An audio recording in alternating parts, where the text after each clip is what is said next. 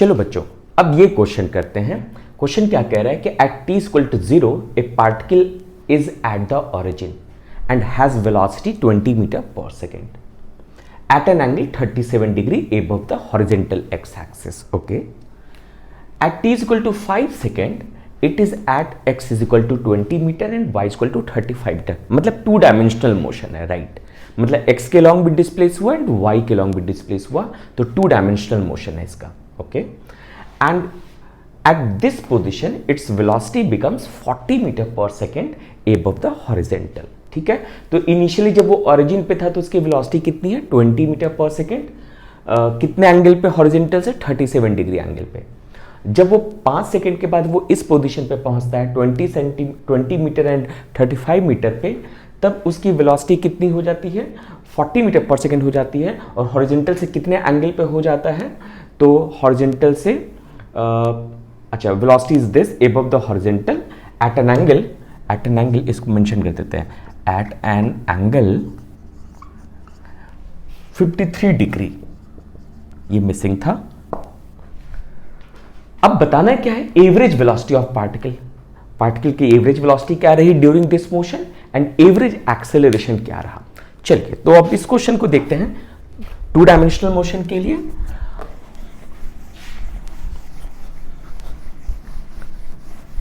देखो क्वेश्चन में क्या कह रहा है ना बच्चों कि पार्टिकल ओरिजिन से शुरू कर रहा है. तो लेट से ये ओरिजिन है यहाँ पे और यहाँ से शुरू कर रहा है. तो यहाँ पे इसकी वेलोसिटी कह रहे हैं कि पहले v इनिशियल जो था वो 20 मीटर पर सेकेंड था. कितने एंगल पे? हॉरिजॉन्टल एक्स एक्सिस से. एक्स एक्सिस को कह रहे हैं हॉरिजॉन्टल डायरेक्शन में 37 डिग्री पे. अब क्या हुआ? ये मूव किया और कैसा मूव रहा, पाथ कैसा रहा, कैसे मूव किया, ये सब कुछ नहीं दिया है. बस ये कह रहा है कि ये t इक्वल टू 0 टाइम पे यहाँ से चला है और t इक्वल टू 5 सेकेंड पे इधर 20 एंड y एक्सिस के लॉन्ग 35 कहीं यहाँ पहुँच गया है. ठीक है, 20 एंड 35 पे यहाँ पे पहुँच गया है. और इसकी जो वेलोसिटी है वो अब थोड़ा डायरेक्शन चेंज कर ले रही है, 53 डिग्री पे हो जा रहा है. और कितना मैग्नीट्यूड हो जा रहा है उसका? तो 40 मीटर पर सेकेंड हो जा रहा है. ठीक है, पता नहीं ये बोर्ड से ऊपर तो नहीं चला गया, विजिबल तो नहीं है ऐसा भी. चलो तो थोड़ा नीचे बना देते हैं इसको. तो यहाँ पे ये फाइनल वेलोसिटी इधर हो गई और ये कितनी हो गई है? 40 मीटर पर सेकेंड. कितने एंगल पे? तो 53 डिग्री एंगल पे.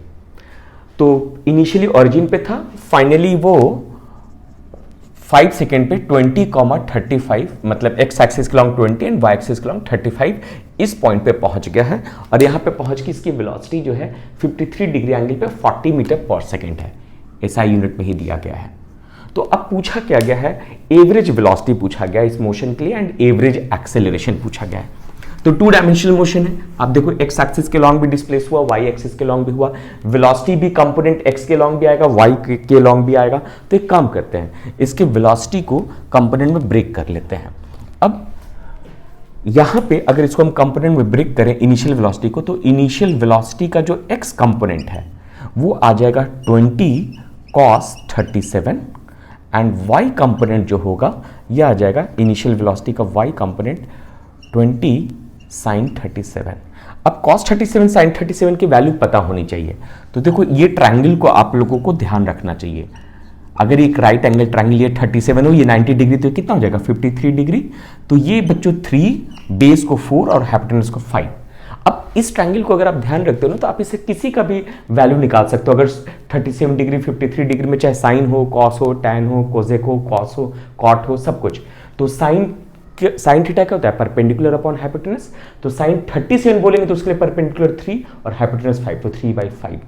कॉस 37, अगर कॉस 37 ये एंगल ले रहे हो तो उसके लिए बेस ये हो जाएगा, कॉस थीटा होता है बेस अपॉन हाइपोटेनस, तो बेस 4/5. टैन 37 अगर बोला जाए तो परपेंडिकुलर अपॉन बेस 3/4.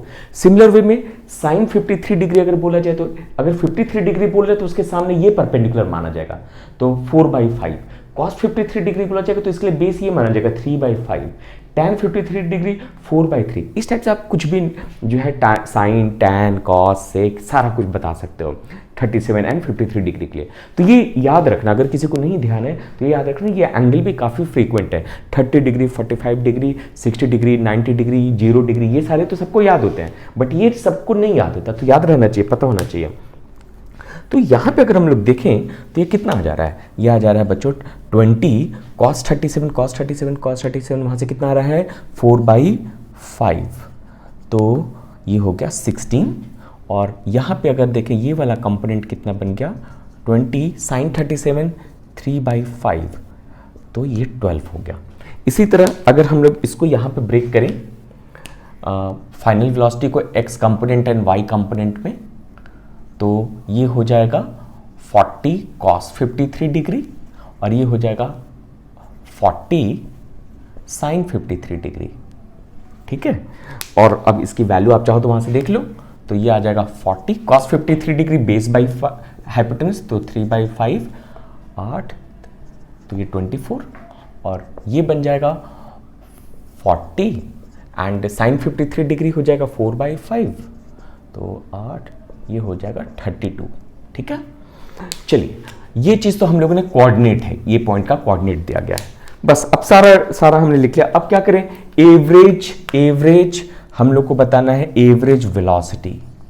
तो एवरेज वेलोसिटी क्या होता है, कैसे डिफाइन किया जाता है, हम लोगों ने वेलोसिटी वाले लेक्चर में किया था इसको, इसके पहले जो एक्सेलरेशन के पहले का जो लेक्चर था वो वेलोसिटी पे था, उसमें हमने डिस्कस किया था average velocity, instantaneous velocity, graphical representation, सब कुछ अबाउट वेलोसिटी हमने एक क्लास में डिस्कस कर दिया था, तो एक सेशन में था वो। तो एवरेज वेलोसिटी कैसे होता है, ये क्या होता है, डिस्प्लेसमेंट अपॉन टाइम टेकन, है ना, बहुत आसान है। अब डिस्प्लेसमेंट कितना हो गया बच्चों, तो डिस्प्लेसमेंट अगर मैं इसको वेक्टर फॉर्म में लिखूं तो एवरेज वेलोसिटी वेक्टर, तो डिस्प्लेसमेंट बेटा final position minus initial position, r final vector minus r initial vector divided by time taken delta t. अब आर फाइनल, तो फाइनल पोजीशन क्या है 20,35, मतलब 20 x के लॉन्ग तो 20 i कैप एंड 35 y के लॉन्ग तो 35 j कैप, ये तो फाइनल पोजीशन वेक्टर हो गया, माइनस इनिशियली तो वो ओरिजिन पे है तो 0 i cap plus 0 j cap, right, divided by time taken. अब क्वेश्चन में दे रखा था कि 5 सेकंड में वहां पहुंच रहा है, तो टाइम टेकन इज 5, तो बस अगर आप ये लिख लो तो ये आपका आ जा रहा है 4 i cap plus 7 j cap, this is the average velocity vector during this motion. अब इसका अगर मैग्नीट्यूड पूछा जाएगा, इसका मैग्नीट्यूड कितना हुआ, तो एवरेज वेलोसिटी का मैग्नीट्यूड, बस अब एवरेज वेलोसिटी जो भी है इसका मैग्नीट्यूड क्या बोल दोगे, अंडर रूट भाई एक्स के लॉन्ग वाला 4 स्क्वायर प्लस वाई के लॉन्ग जो है 7 स्क्वायर। अब ये कैसे होता है सबको पता है, बहुत आसान सी चीज, सब वेक्टर में तो हम लोग खूब पढ़ चुके हैं। तो एक्स के लॉन्ग कितना है 4 i कैप है, एक्स के लॉन्ग 4 i कैप और y के लॉन्ग कितना है 7 j कैप, ये दोनों कंपोनेंट मिलके वेलोसिटी एवरेज वेलोसिटी बन रहा है वेक्टर, तो इन दोनों को ऐड करो, मतलब ये जो आएगा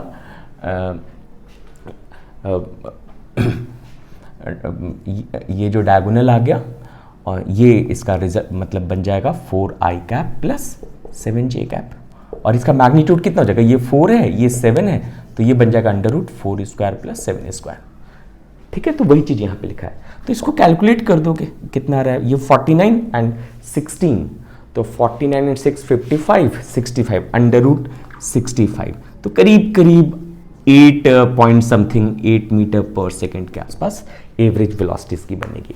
क्लियर है, तो सिंपल ये करना था, तो वेक्टर का यूज है, बाकी तो डेफिनेशन अगर किसी को पता है तो वह आराम से कर देगा क्या करना है। अब आ जाते हैं एवरेज एक्सेलरेशन भी निकालना, उसको भी निकाल देते हैं। देखो यहां तक सारा लिख चुके हो आप लोग, है ना, कॉपी में प्रॉपर लिख के कर लेना एक बार, अब मैं मिटा रहा हूं उसको।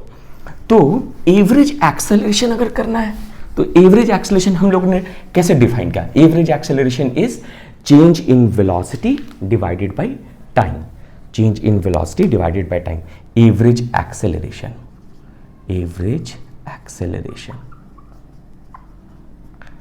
एवरेज। ये हम लोग कैसे करते हैं, final velocity minus initial velocity upon time taken, ये एवरेज एक्सेलरेशन। अब फाइनल वेलोसिटी को अगर लिखें तो यहां पे देखो ये फाइनल वेलोसिटी, तो इसको कंपोनेंट के फॉर्म में लिखे तो कितना आ जा रहा था, ये 24 आई कैप एक्स का कंपोनेंट था वेलोसिटी का, फाइनल वेलोसिटी का, और वाई कंपोनेंट कितना रहा था 32, तो प्लस 32 जे कैप, ये तो फाइनल वेलोसिटी वेक्टर हो गया। इनिशियल वेलोसिटी वेक्टर एक्स के लॉन्ग कितना 16, तो 16 आई कैप, एंड वाई के लॉन्ग वाला कंपोनेंट कितना है इसका 12, तो 12 जे कैप। तो ये फाइनल वेलोसिटी वेक्टर, ये initial velocity vector, 2 dimensional motion है, तो एक्स के लॉन्ग भी वेलोसिटी कंपोनेंट है, वाई के लॉन्ग भी है, तो पूरा लेना पड़ा है। डिवाइडेड बाय टाइम कितना है 5 सेकेंड लगा है, तो लिख दिया यहाँ पे 5। बस अब इसको कैलकुलेट कर लीजिए। तो एवरेज जो बन रहा है, एवरेज एक्सेलरेशन कितना आ जा रहा है 20 आई कैप माइनस 16, तो 16 तो ये 8 हो गया है ना, 20 माइनस 16 तो 8/5 आई कैप, और 32 माइनस 12 तो ये बन जाएगा 20 जे कैप, तो 20/5 जे कैप। तो ये बच्चों एवरेज एक्सेलरेशन वेक्टर आ गया।